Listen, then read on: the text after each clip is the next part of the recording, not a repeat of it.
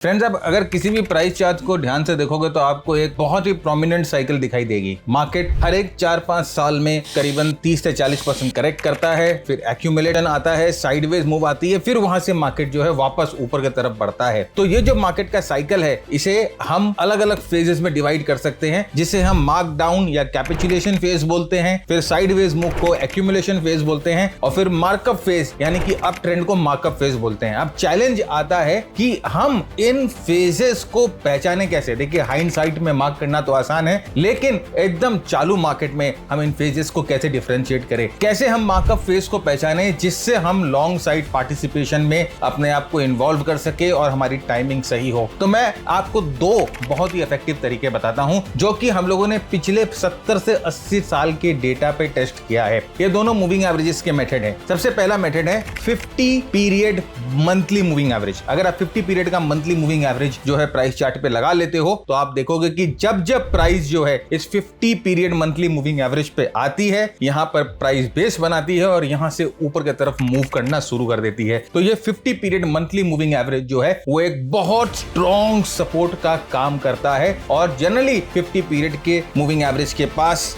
Base बनता है और फिर यहां से मार्कअप फेज शुरू होता है। लेकिन ध्यान रखिएगा, इसे मंथली चार्ट पे देखना है। तो आप देख सकते हो कि यहां पर हम लोगों ने इसको निफ्टी पे भी देखा, हम लोगों ने यहां पर इसको जापानीज स्टॉक मार्केट में भी देखा और ऐसे बहुत सारे इंडेक्स पे हम लोगों ने इसको टेस्ट किया है। दूसरा तरीका है कि आप एक normal easy crossover method follow करो। कैसे? वीकली चार्ट पे 10 और 20 ईएमए का क्रॉसओवर, जस्ट सिंपल, राइट? जहां पर 10 और 20 ईएमए पॉजिटिव क्रॉसओवर होता है, वहां से आप देखोगे कि ट्रेंड जो है जनरली स्ट्रांगली ऊपर की तरफ मूव करना शुरू कर जाती है, राइट? लेकिन इसको देखना है वीकली चार्ट पे, 10-20 EMA on the weekly chart. अब यहां पर आप चार्ट पे देख सकते हो कि निफ्टी को जैसे ही यहां पर पॉजिटिव क्रॉसओवर मिलता है 10-20 ईएमए का, यहां से ट्रेंड शुरू हो जाती है और एक बार नहीं कई बार आप देख सकते हो कि यहां से जो है पॉजिटिव क्रॉसओवर के बाद ट्रेंड जो है वो बदल गया है। अब ट्रेंड यहां से शुरू हो चुका है। वैसे ही अगर आप एसएनपी में भी देखो तो ये सेम फॉर्मेशन आपको दिखाई देंगी। तो ये दो तरीके जो हैं जो आप मार्कअप फेज को टाइम करने के लिए इस्तेमाल कर सकते हो। ऐसे 5 तरीके